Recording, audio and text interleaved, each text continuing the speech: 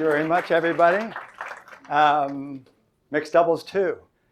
It's hard to believe it's been 4 years since we did this, but we had a little pandemic that got in the way.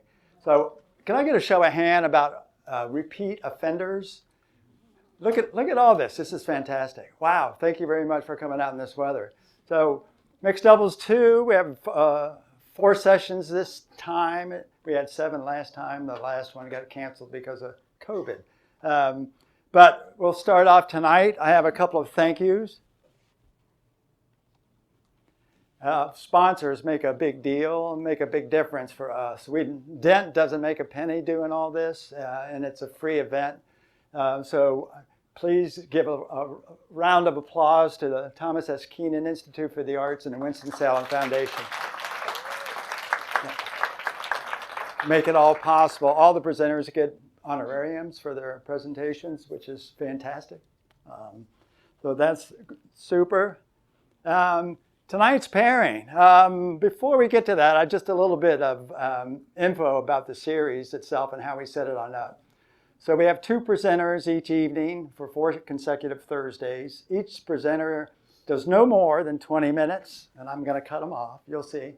And then they're not allowed to refer to the other topic, right? And then after the 2 presenters present, we'll have them both come up and we'll open up the floor to question and answers for 15 to 20 minutes. It's a really great time to see if you can stump the presenters with the questions. You don't have to do that. I know that there's people here to see Dawala, and there's people here to see Aranda. And then there's a group that loves the fact that they don't know either one of them, and the mix is really important to them. So a little bit of background on both the presenters. First, let's see here.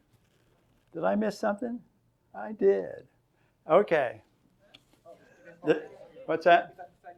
No, what's that? No, there's one that's missing. That's okay. A little bit of background about the presenters tonight. Mastra Dawala Simmons Burke, who I tried to get in season 1, and she was just too dang busy. And other things were on her plate that she was dealing with. She's the director of choral and vocal studies and the founder of 3 of the 5 choral ensembles currently at Winston-Salem State University. She's going to be talking about the Burke Singers tonight, and they are here with us. I can't wait. Her choirs have performed with local, regional, and world symphony orchestras and are well sought after for their performances of master choral works, social justice songs, spirituals, and world music. The ensembles have performed at places like Carnegie Hall, Lincoln Center for the Performing Arts, internationally in Prague, Nassau, Accra, and the Cape Coast, and Kumasi in Ghana, West Africa, and Johannesburg in South Africa, amongst other places. She was named one of the national conductors of 105 Voices of History concert choir in DC and Nassau. Also received the 105 Voices of History John F. Kennedy Performing Arts Center medallion for her work with the concert choir.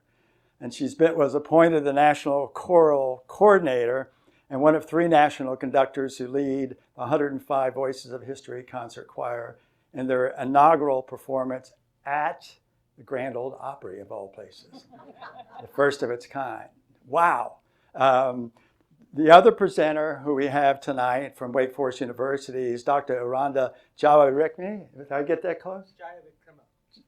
Oh, I'm not even close. Okay. And Aranda is the Harold W. Tribble Professor of Psychology and Senior Research Fellow at the Program for Leadership and Character at Wake. He's a personality psychologist. His work focuses on post-traumatic growth, moral personality dynamics, and well-being. His awards include a 2023 Early Career Contributions Award from the International Society for the Science of Existential Psychology and the 2018 Faculty Excellence in Research Award at Wake.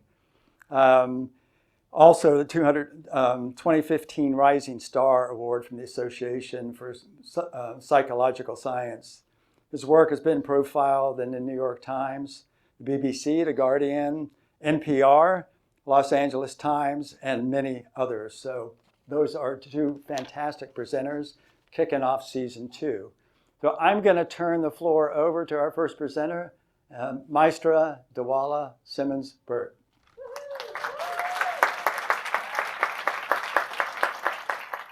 Good evening, everyone. I'm so excited to be here. And yes, he did ask me in the first season, and I was so disappointed that I could not be in the first season, but I'm glad that we're here tonight.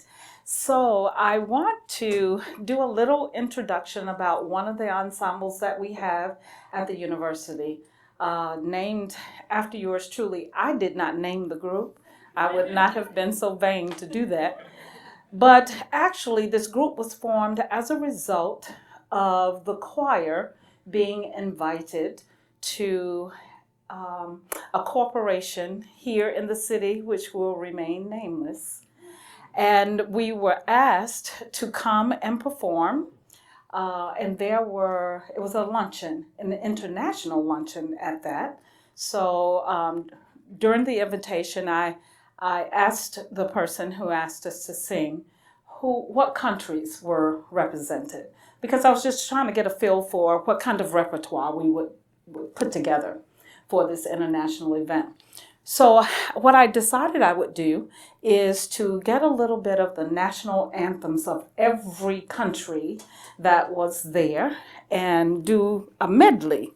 And so that's what we had prepared.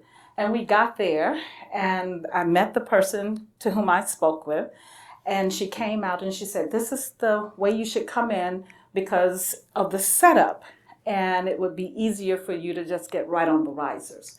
And I said, "Okay." And she went in and she came back out and she said, "Oh, I forgot.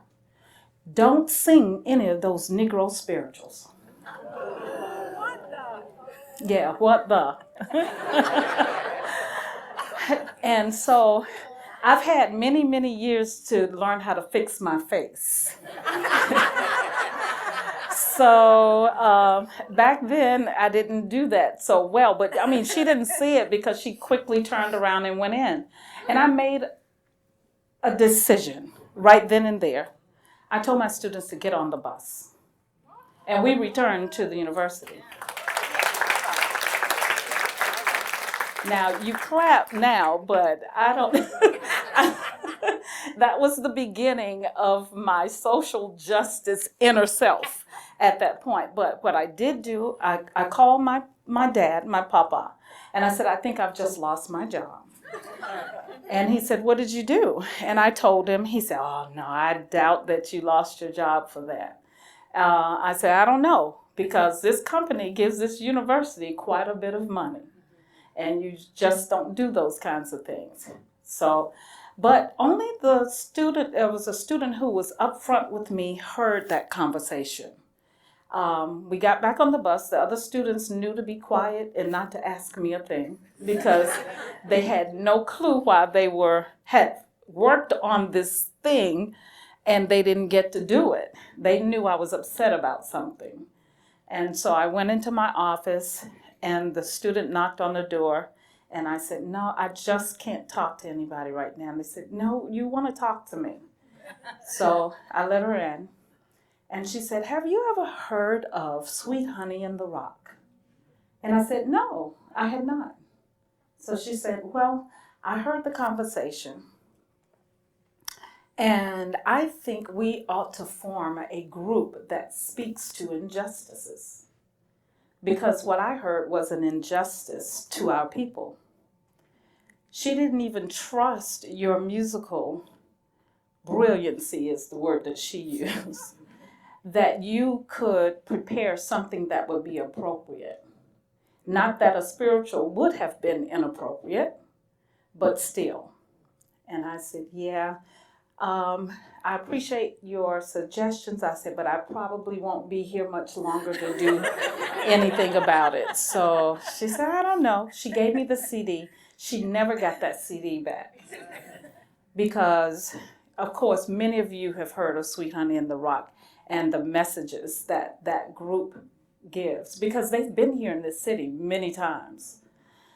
I decided that I would form a group that would emulate that kind of thing because we were beginning to have some things going on here, right here in this city. And the students were concerned, said, well, I'm having an issue with body shaming because I'm a big girl and people are saying things about my body. And I'm having an issue because my skin is darker than somebody else's and they're calling me a name. And I said, where's all this happening? Downtown, Winston-Salem. Not even on our own campus.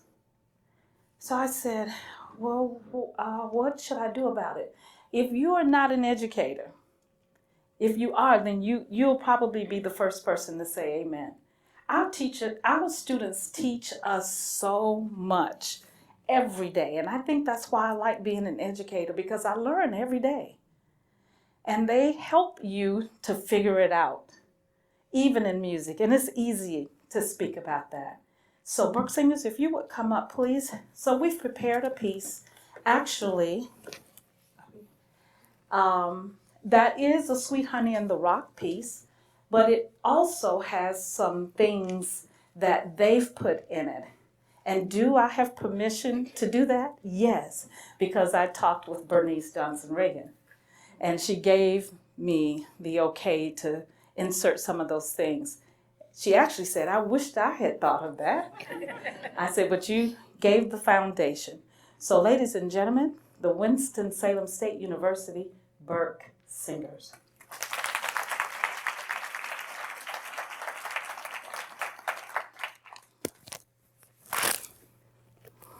He was her only child, her baby boy. She was his second daughter, her father's pride and joy. Somebody's mother, brother, best friend, sister, lover. Maybe an A1 student running, hiding, taking cover. The women gathered, crying tears that filled a million oceans. It doesn't matter where you're living. The women gathered, crying tears that filled a million oceans. It doesn't matter where you're living. The women gathered, crying tears that filled a million oceans. People say, not in this neighborhood. It doesn't happen here. Our kids have everything. What do they have to fear? But what about the ones who say this happens every day? Drugs and violence take our children.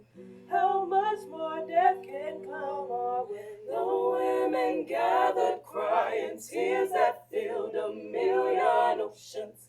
It doesn't matter where you're living.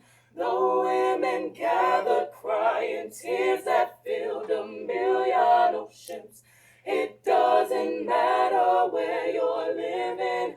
The women gathered, crying tears that filled a million oceans. Don't you know? Some bullets find their targets. Some in the hands of babies or officials and their crew. Say the brother had a gun. He fit the profile in my book. Running, hiding, taking cover. Didn't take the time to look. Somebody's mother, brother, best friend, sister, lover. The women gathered, crying tears that filled a million oceans. It doesn't matter where you're living. The women gathered, crying tears that filled a million oceans. It doesn't matter where you're living. The women gathered, crying tears that filled a million oceans. It doesn't matter. Say it with Doesn't matter. It Trayvon Martin. It Trayvon Martin. Freddie Gray.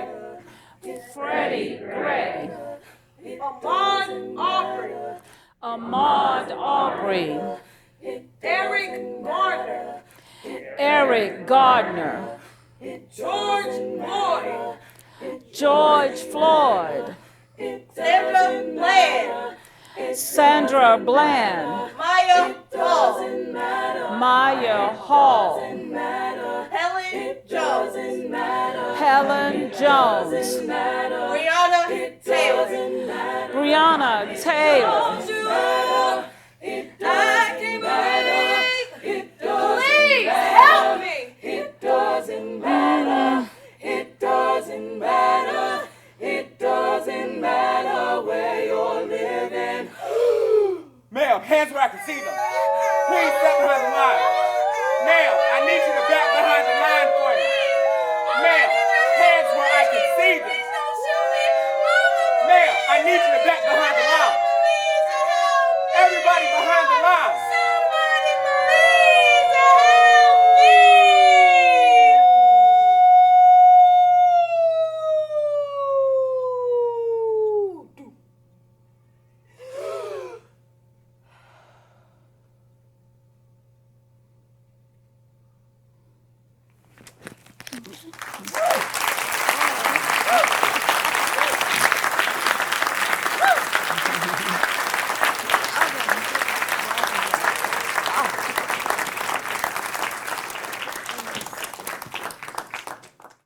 So that was entitled The Women Gather.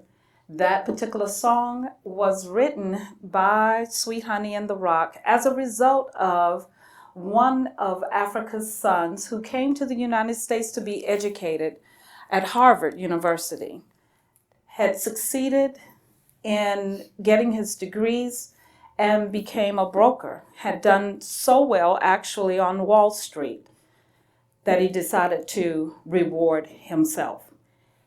He decided to go into his brownstone and got, I think it was Ben and Jerry's ice cream. And in walked New York's finest. 20 policemen shot and killed this young man. 32 bullets in this one young man. Here at the end of this is the story. He wasn't the one they were supposed to be looking for. But because the description was he was 6'2" and a black male, he was shot and killed. So the women of his country, including his mother, came to New York, shut down Broadway, wailing. So when you heard women crying, tears, the million oceans, shut down Broadway because they were mourning their son. So I guess one moral of this story is that we have to continue to be careful of generalizing. There are many people that fit that description. How better could they have handled it? Maybe that's one of your questions for me later. Thank you for listening.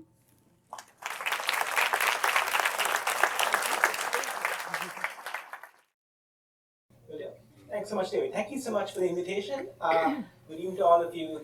Thank you all so much for coming out this evening. This is the first time I'm presenting here in the Forsyth County Library, although I come very frequently with my 4-year-old and my 2-year-old to the children's section. And this will be a significant change of pace. Unfortunately, I'm an academic. And the only language I can speak is academic speak. So I'm going to do my best to give an accessible overview of a concept that I think is important to cultivate in our role as civic citizens, in our role as people who are part of a diverse country where we all need to find ways to live together in peace. I think there's some potential connections with like the powerful performance from the birth singers that I hope we can talk about. But it has to do with a psychological trait called intellectual humility. And what I'm going to do in the next 19 minutes is to give you a brief overview of what intellectual humility is, whether it makes sense to think about intellectual humility as something we possess, or whether it's something we can bring out as needed, right? Give few some data that answers this question. I'm going to talk about how we can assess it in our daily lives, how we can use it in our daily lives, the types of contexts that help us be humble, the types of contexts that might not help us be humble, that might inhibit it. And finally, I want to talk a bit about ways in which we can cultivate it. So, unfortunately, okay, so there was supposed to be two slides, okay. So there were supposed to be two pictures here. Unfortunately, the first picture was a picture of Donald Trump.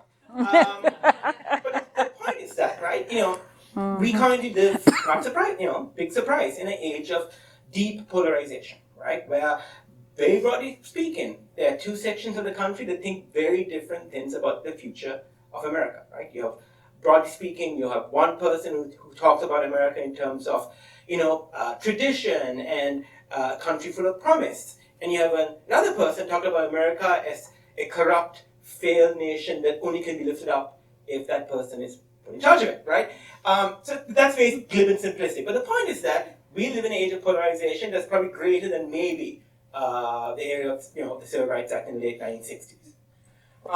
And recently, some people, including unfortunately Jeff Bezos, have argued that one tool we need to cultivate if we're going to try and bridge the political divide is intellectual humility, right? And part of the argument for intellectual humility is important is that it can help us stop thinking about other people as others, right? As an outgroup, someone that we ascribe stereotypical beliefs to, and as a first attempt to try and understand how we can bridge this divide between people have very different worldviews, trying to understand at least where they come from, what their perspective is. So, intellectual humility. Okay. So, this is a terrible slide because unfortunately, somehow, the words I have there are in white font.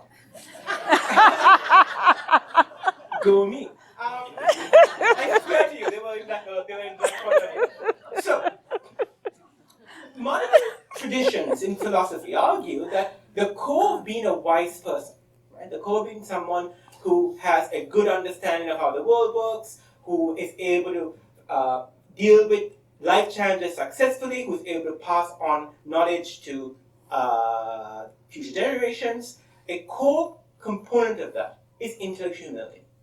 And I was a very important philosopher who said something similar. You're going to have to take my word on it.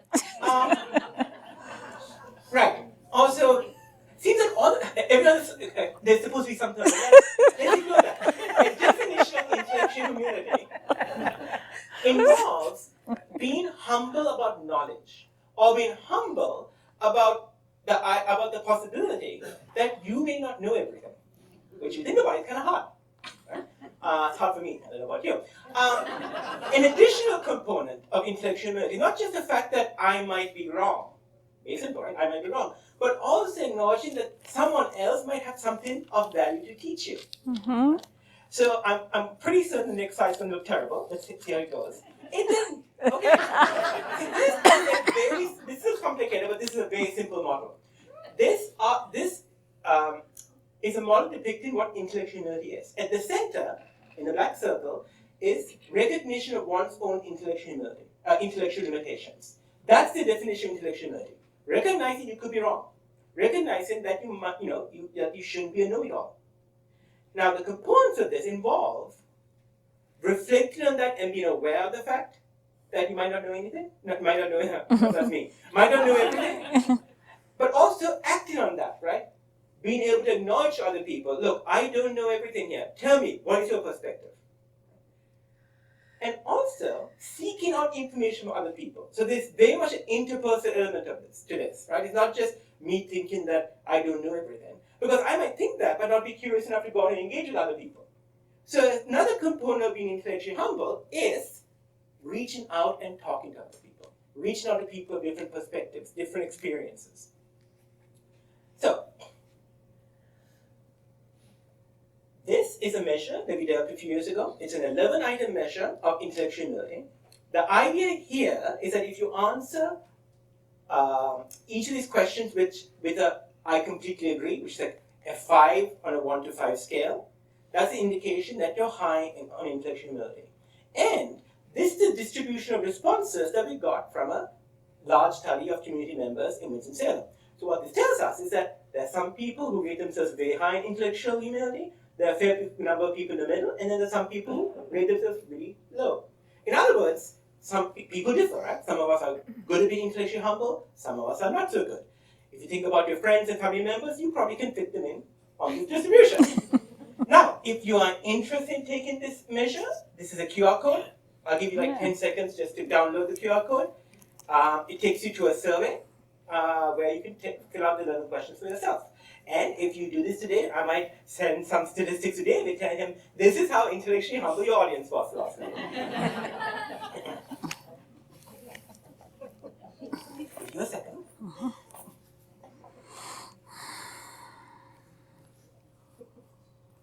Okay. Now I mentioned, right, that distribution that I showed you indicates that people differ, right?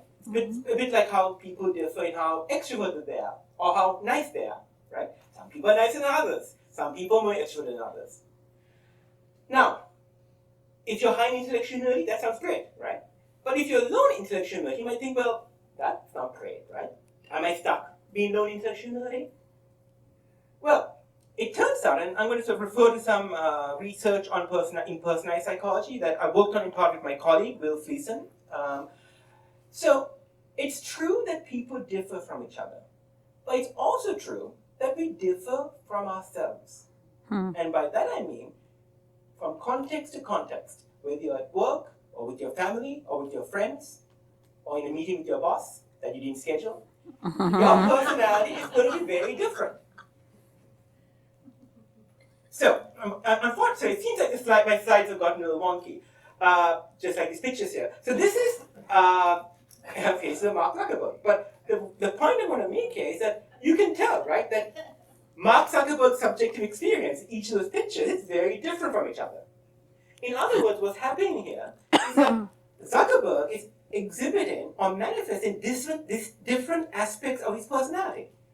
Sometimes he's happy, sometimes he's sad, sometimes he has that like blue steel look, sometimes he looks like Homer Simpson, right? The point here is that our personality changes from moment to moment. And it changes in part because of the context that we're in, and also because of the goals we have. So I may not be the most extroverted person in the world. I am pretty extroverted, but just for the example's sake. But imagine that I have to go on a job interview. I know that I have to talk to people, I have to engage with them. So even if I'm generally not super extroverted, if you saw me in that context, you'd say, oh, he's chatty. Right? So the point, this has interesting implications for thinking about personality, right?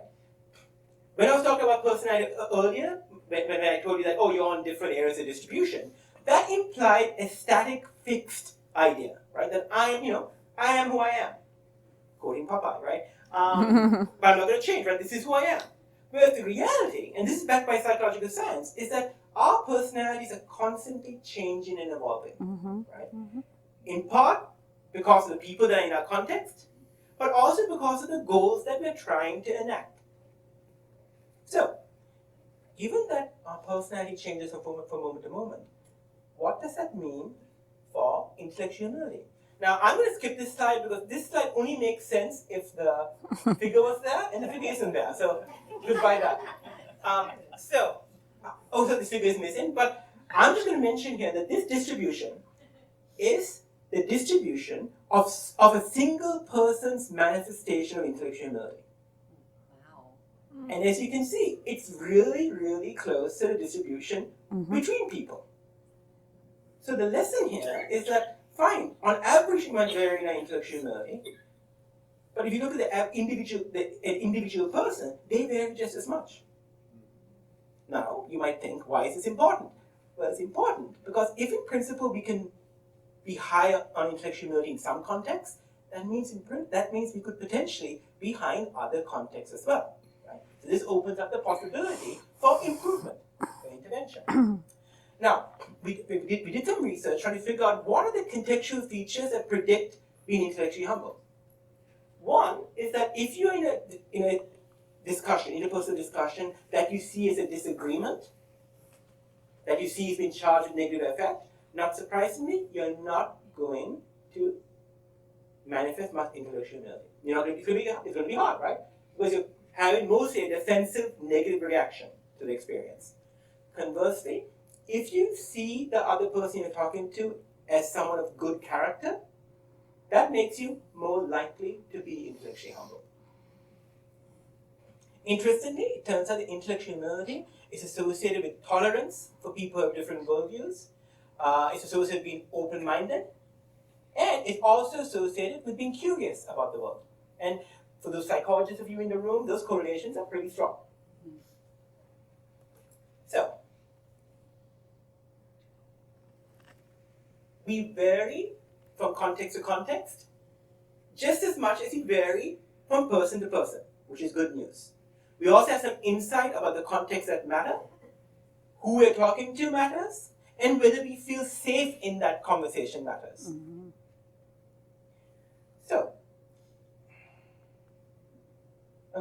So, what are some avenues of research? And I must apologize, in the transfer from my slides to Google Slides, everything vanished, so I apologize for this. So how can we change our intellectual humility? How can we become more intellectually humble?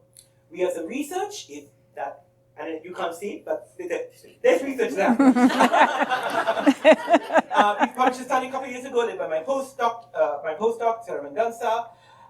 One way in which you can increase intellectual humility is to train people to set goals to manifest it every day. We had a representative US sample do a 3-month intervention where every 4 days they got instructions of what they were going to do every day. To give one example, and I hope this shows up, if not, yeah. So one example is to set reminders to do it. Put post-it notes up by your bathroom mirror. Put notes on your computer. Intentionally decide to practice being intellectually humble. Right? This has its, what I call it, its foundation in behavior activation approaches, where you get people to enact the behavior, right? So that over time it becomes more of a habit. There are other approaches other tools that we get them to use. One is being mindful of the situation that they're in, trying to either select out of the situation, leave the situation if you don't like it, or if possible, try to reframe the situation so it doesn't feel like a disagreement. Another thing you could do, and this is a intervention done by my colleague, Igor Grossman, who's at a university in Canada, is to use what he calls distant self-reflection. So if you're in a disagreement with someone, don't think, why am I so mad about this? Why do I disagree with him? Think, why is Aranda mad with David? Right? What's the problem? Why did David make Aranda mad? The logic here is that by simply moving from the first person to the third person, you are sort of taking some emotional distance from the situation. It sounds like one of those one-knee tricks, right? But it actually works. But by doing that, it does give you this space that allows you to make more reflective decisions. That's another tool that we use in this intervention. Okay, so I actually have plenty of time, so I'll keep talking. No, couple of final thoughts, and again, the slide looks terrible. I'm going to end with a couple of thoughts about potentially the pitfalls, right, of promoting intellectual humility. One is that you can imagine how easily, if word got out that you have to be intellectually humble to be a good person, people are going to focus on having the reputation of being humble, right? Really sort of focusing on making sure you think I'm intellectually humble, rather than actually being intellectually humble, right? So I want to listen to you. You have something important to say. Yeah, sure, fire away, and then I ignore you, right? So and I think this is a broader issue when you're trying to promote moral traits, right? This is what happens when things that have intrinsic value get instrumentalized, right? When people know it's important to have those values because people desire them, so you just want to convince other people that you have them, rather than actually having those traits. So I think that's one potential issue. Especially, right, you might remember a few years ago, one of our likely presidential candidates said that he was the most humble person he knew, right? And that's probably a surefire way to know that someone isn't humble, right? When they're bragging about how humble they are. So there's an issue here about promoting this as a valuable good. Another issue is intellectual humility is not enough if you don't use it as an opportunity to learn more about other people, right? I can acknowledge I'm wrong, but if I'm not curious about the lives of other people, if I'm not curious about the experience of people who have very different lives in mind, it's not going to do me any good, right? Intellectual humility has to work with other capacities like empathy and curiosity and open-mindedness if it's going to expand our understanding. And I think especially in the context of living in multicultural, multi-ethnic, multi-religious societies, right, which was the case of my home country in Sri Lanka, which is the case here in the US. Right? You need to have these tools if you want to live in harmony in a civil society, right? So I'm going to give you a couple of suggestions for future viewing, for further viewing. This is a video that came out a couple of months ago. It's by a YouTube blogger. There's a term for them. I don't know what it is. But it was a pretty long, very accessible introduction to intellectual humility. The QR code for that is here. I will apologize in advance. I'm in it for a couple of seconds, so just fast forward to that. But also, so I'll give you a couple of seconds before I skip over.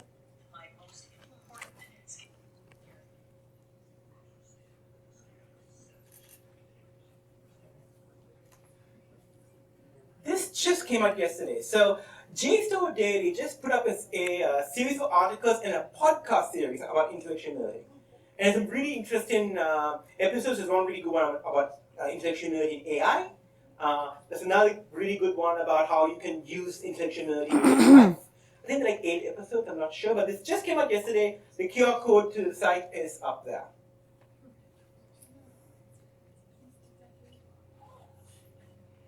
So that's all I have. I want to thank you all for your time. I think my talk was way better than my slides, which I made it a little long. I'm very excited with you in our session. Thank you all so much. First question. Who's got questions? Come on, Tom. So what are the other ensembles that you started? Let's see. Complessa Voce, which is really just a group that I'll take out of the larger group that pretty much does the SATB repertoire when I need to have a smaller group. Then the Schola Cantorum, which is a male group, and they sing mostly a cappella.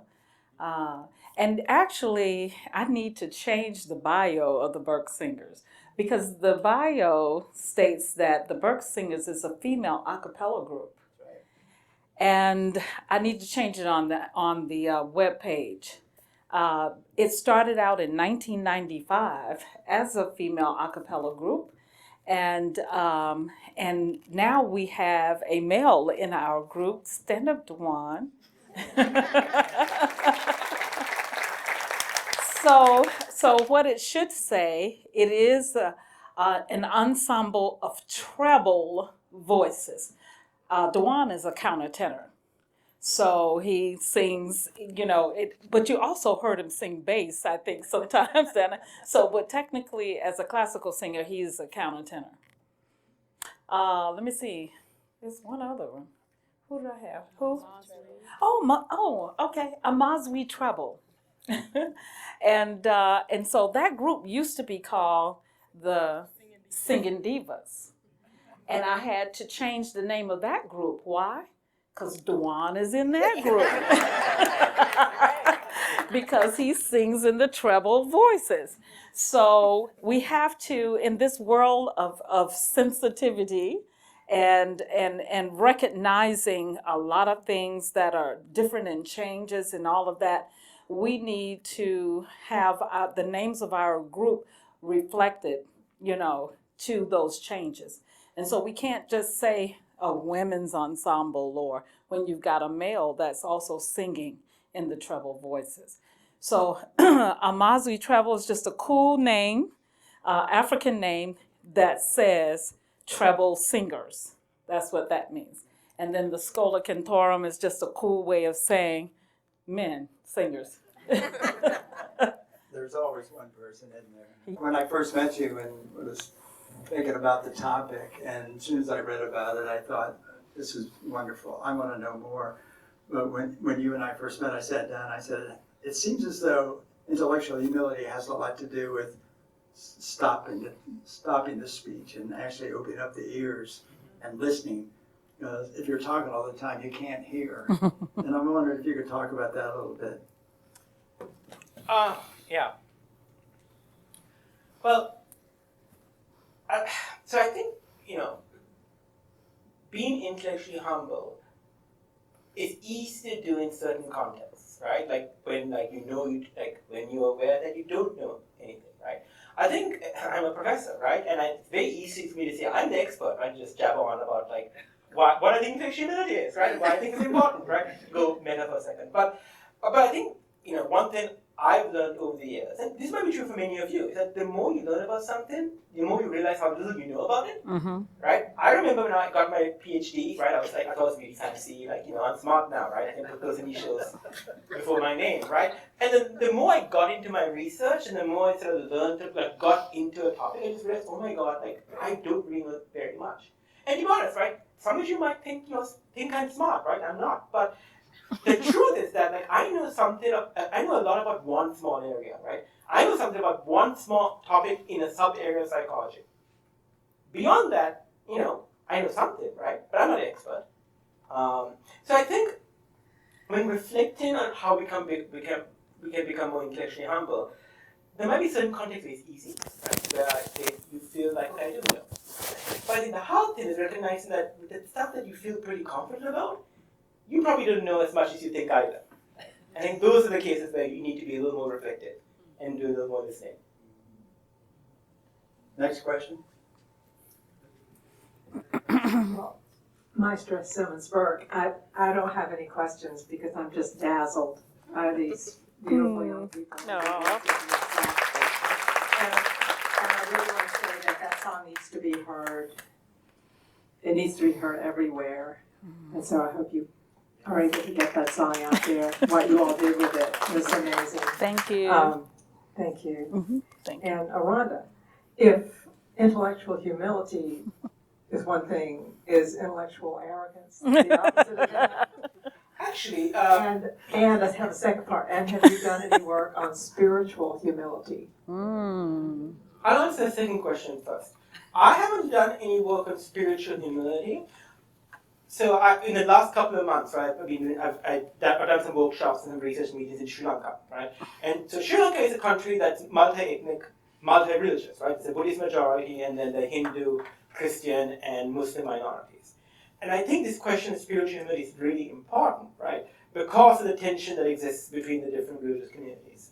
So I do think that is an important topic, especially in contexts where you do have people from different communities living side by side, right?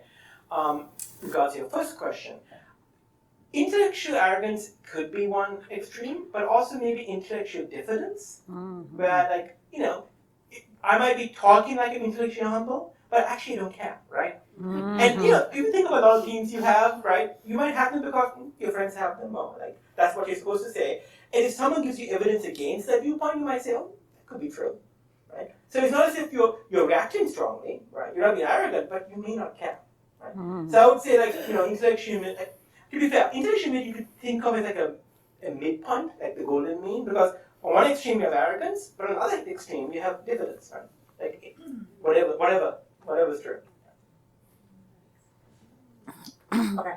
Hi. Yeah, that's fine. Hi. Well, I was going to piggyback on that, but my question is, I was trying to think of all of the situations. What's the situations where I have the most difficulty being, intellectually humble? And it's with the people that I know the best. Mm-hmm. So with my family, it is so hard for me to just listen. With other people I know, I don't know, etc. Why is it so difficult with people that we actually do know very well? Because we do know them very well. But is there some sort of emotional thing that happens when you know something so well and then they're trying to teach you something and you don't want to listen? So I can very strongly relate to that experience, right? And you're right? There's almost this emotional, what do I call, reaction that you have. And it's interesting, right? Because in a way it's humbling, because it makes you think about, in much more high stakes conflicts, right? When you think of people in different groups or people who are fighting over some important sacred issue, right? You imagine this isn't what it's like, But I kind of get it, like when you have this strong reaction, right? And I think it has to do with the fact that it's family, right? And it's an emotional bond. And you have expectations, right? You think like, why don't you understand things the way I do, right? I parented, so I'm the father of two young kids, right? And when my extended family had advice or would tell me flat out, right, are you on the vaccines at the same time? Like, stuff like that, right? And I have my own views about this, and my first reaction was like emotional, right? Yeah. But I do think over time, right, just because you want to maintain the relationship, and this is where I think it's helpful, right, to think about the value of intersectionality for maintaining you don't have to be best friends with people you don't agree with or you don't even like, but you need to have some degree of cordial relationship with them, right, so that you can interact with them successfully in daily life. So I don't know if that answers your question, though. Yeah. Oh, I should be the one. Is there a downside to intellectual humility when you really are the smartest person? I have a colleague asking the exact same question. To the idiots in the room, I don't mean that the bad, so to those less intellectually capable, because you want to be humble. No, so that's a good point. So in all seriousness, some people argued that and have said that maybe a better way of defining intellectuality is not so much willingness to admit you're wrong, because maybe you have no reason to admit you're wrong. Maybe you are right, but not being egoistic about it, right? Not sort of being hubristic about it, right? So I have sympathy for that view, right? I also think that modeling intellectual humility can be really helpful. So I'll give you one example. In my current first year seminar at Wake Forest, right? So I'm teaching 12 first year students. Right? Just because of that I have experience, right? I know that I know way more than them. But I also want to model the fact that, this is how you learn, right? So I'm interested in their ideas, right? I try and reflect on what they know or what experiences they had that I haven't had, which as someone who didn't grow up in America is actually pretty easy. Right? So I don't doubt there's situations where intellectual humility is not warranted, because maybe in some objective sense you're right, but I worry about the implications of internalizing that. I don't know if that makes sense. Yeah. I have a question. You mentioned that you Sorry. you mentioned that you have children. How important is it to teach children intellectual humility? And if it is important, how do you go about it? That's a very good question. So my kids are 4 and 2, so they're young. But one thing I do is that whenever I'm parenting them, and if I make a mistake, I make a point of saying I'm sorry. Like I'll say after the fact that, in this moment yesterday, I did this thing, maybe I took the plate away before you were done, or I rushed you out of the house, and I make a point of saying, you know what, I did that yesterday, I realized it was a mistake, and I'm sorry, right? So in a sense, I'm teaching them at this stage humility. Mm-hmm. They're probably a little young for thinking about intellectual humility, but again, this comes back to the point about the importance of modeling a behavior, mm-hmm. right? And especially when you're a parent, because your kids are always paying attention. Yeah, they're always paying attention, they're always watching. I have a question about the Burke Singers. When can we hear some of your groups or see more talents in the Actually, I think, if you are interested in traveling to Washington, D.C., the university singers, the Winston-Salem State University singers, will be performing at the Washington National Cathedral on February 11th at 11 a.m. And this is the cathedral's first opportunity to show their appreciation to HBCUs, historically black colleges and universities. And they have asked the Singing Rams to be the first group to be featured there. So. We will be doing a collaboration, the Singing Rams again. The Burke Singers are also a part of that group. But the Singing Rams, along with Dr. Ollie Davis of the University of Illinois, Urbana-Champaign, where I earned a graduate degree, and also the Chancellor of the School of the Arts. We were all there at the same time. He's bringing Ollie Davis to the city, and she is presenting, what is it officially called? Black Sacred Music. This is my accompanist back here, Ariana. The Black Sacred Music Consortium. Symposium. Thank you. I'll get it right in a minute. Yeah. And so it's a collaboration of universities and community churches on Black music. And so you'll see everybody, not just Black people, singing Black music. And so I think, and it's open to the public. I think she just sent me a link actually. So it's being publicized. Go on the North Carolina School of the Arts homepage, and we would love to see you there. It's actually the week after we come back from the Washington National Cathedral. So that week is the 14th through the 18th, 14th through the 18th. And so that's right here in the city. So it's going to be a wonderful thing. Ollie Davis is wonderful. She was wonderful when she was a graduate student, and she has been doing a wonderful job at the University of Illinois. So that will be our very next one. But we should have up on our page at the university some of the rest of our coming events, because we're quite busy this semester. I'm going to stand so y'all can find me visually.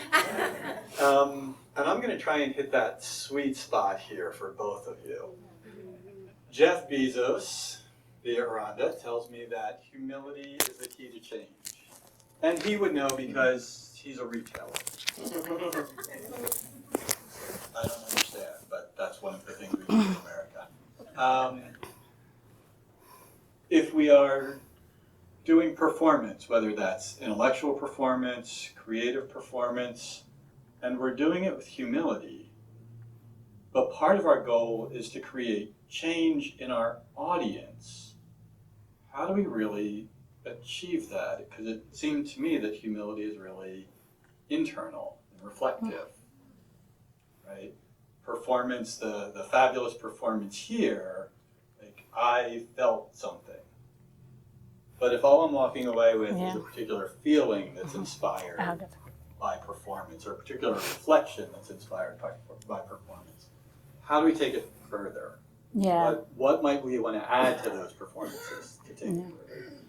That's a highly intellectual question. I might also be a psychologist. I thought so. Well, the first thing is to get the feeling. Is to have the feeling. Because what's going on in our world today is people are not wanting to feel this feeling, some of the prejudices that are happening in the world. Because for fear of saying or thinking that I may be saying, because you are not Black, you're the one that has mistreated me. Some of the lyrics of another song by Sweet Honey in the Rock is, until the killing of white men is as important as the killing of Black men.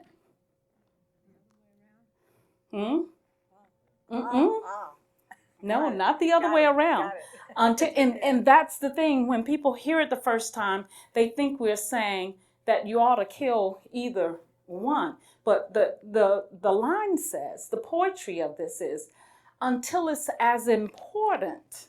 Because when a white man is killed, then we hear it all over the news. We get all of the uprising of, we need to find who's done this.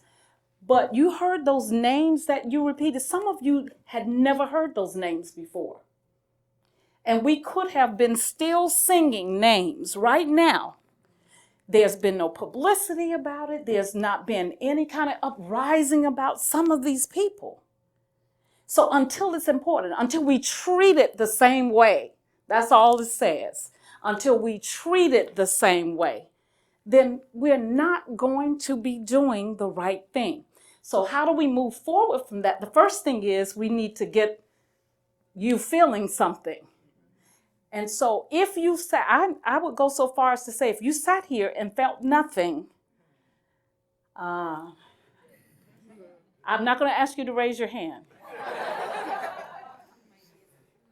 If you felt nothing, that means if you could not understand what it was, which is the reason why I didn't give the essence of the story before they sang, because I wanted to see if you could hear it. Now, it could have been that they didn't do their crescendos and decrescendos well enough either. And we will talk about that. Because if they had, I was sitting there trying to, because I don't conduct the group, right? So I was sitting there going, they were on purpose not looking at me. But what I tell them is, because we talk about the poetry, the prose, all of it. What does this mean? What are we talking about? We have to talk about it so they can know how to deliver it. And I said, and if you haven't worked yourself up about this, what's my saying? If you are not, oh, come on, people, you'll get an A tonight. If you are not first convinced, how can you convince your audience? Right? So if you're not convinced, it'll show through your singing. You can't convince somebody else if you cannot be convinced of what this is that you're going to tell. So the first part is getting a feeling. And you can do as many people, different people that are in this room, there can be something done about it. You can go back to Wake Forest, yes? No? Oh, in a practice. I need to make an appointment. Seriously. Oh, boy. So, oh, boy. Yeah, that's really something. So you can, as many different people in here, and there are different professions or different ways of living. You may be retired from a profession, but you've got a book club, and you say, you know what? I went to a performance, and I heard a group sing about this awful thing that has happened to an American citizen, for that matter, as a result of just this misplacement of who he was. What I didn't also tell you was the neighbors in that brownstone area said it's gotta be him because he's the only black guy in here, as if he could not have afforded to be there. They didn't know him yet. He had just moved in. Yeah, he's six whatever, and yes, he's black. But also, the policeman could have also stopped before going in and rattling the bullets and said, "Are you?" And he could have said, "No, that's not me," and they could have checked it out. So you could take it back to your book club and say, how can we make a change within our own small book club community? Because each person that's represented in that club also belongs to a family. And you can do such small things, but big things, just like teaching your children something. And remember I said, as an educator, I learn every day. And those children go back to their teachers. We teach our students every day that are educators or music education majors. You may not be right about everything, but be humble enough to say, I don't know. Then make it a project and say, let's research that. Let's research that. But don't tell a lie, because they'll go home and argue with their parents. My teacher said it was X, Y, and Z. And then you have to have teacher-parent conference.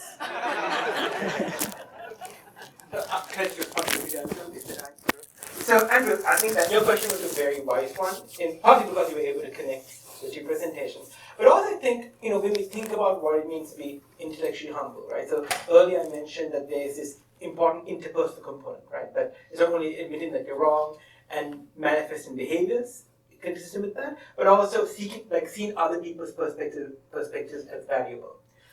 I think, one potential limitation of that view is that the starting point, right, for reflecting on how your views can be different are still your views, right? And it's fine to say, oh, I'm going to take someone else's perspective. I'm going to see what someone else's what I call point of view is. But if you already have a bunch of stereotypes in your head about that person and where that personality is coming from, it's not obvious you're going to learn anything, right? So, for example, if you go to a performance like the one we saw tonight, you have to be completely open that this performance can offer you something novel and different, right? Rather than simply saying, like, this is my view, you need to convince me that my view is wrong, right? And I do think maybe thinking about intellectual humility in slightly stronger terms, not simply in terms of, my perspective. I'm trying to take your perspective, but my understanding of your perspective, right, which may be biased. Maybe adopt a stance of just being open, right? Open to the experience of people whose lives are very different from yours. We've got time for one more quick question. Go ahead. This thing isn't even on. I can hear you. Yeah, so why do you decide to pursue like personality psychology, and is it like practically like useful, I suppose? Is it like scientifically based or more like observational? It's a good question. So the question is, why am I a personality psychologist? Is it a field that's scientific or observation? Is it? Yeah, I'm sorry, I kind of mashed a bunch of questions. Okay. Right, so personality psychology is the study of individual differences, or trying to describe why people differ, like the ways in which people differ from each other, right? So why is it that I have a personality and my identical twin brother, who I do have an identical twin brother, turns out he has a different personality from me, right? So I'm pretty extroverted, he's actually pretty introverted. So try to map out how people differ from each other, and then try to explain why that is. So I think it's a very interesting field. There's a branch of it that's linked to clinical psychology that looks at personality disorders and personality pathology, where there's a lot of research and a lot of interest. I would say it's a science-based field. I'm biased, but we do a lot of observational studies. We do a lot of work on measurement. So that's one area where personality psychologists have a lot of expertise, and not just self-reports. So self-reports are one way to assess your personality is to ask you, right? How extroverted do you think you are? People are somewhat accurate, but you can also use other assessments. So you can have your friends rate you, right? You can use behavioral tasks. You can use observational tasks. We have brought people into our lab at Wake Forest and observed them from behind a one-way mirror, which you can totally see through, but still. And we record their behavior and then we code it. Okay? So interestingly, it's a very big field in Europe compared to the US. Actually, Wake Forest is one of the main hubs of personality in the US. Washington University, St. Louis, and University of California, Davis are two other big hubs. But it's pretty popular in mainland Europe. There's interesting sociological reason for that. But We're past our time, but right on time. Thank you both very much. Thank you. A special thank you for the bird singers taking the time out.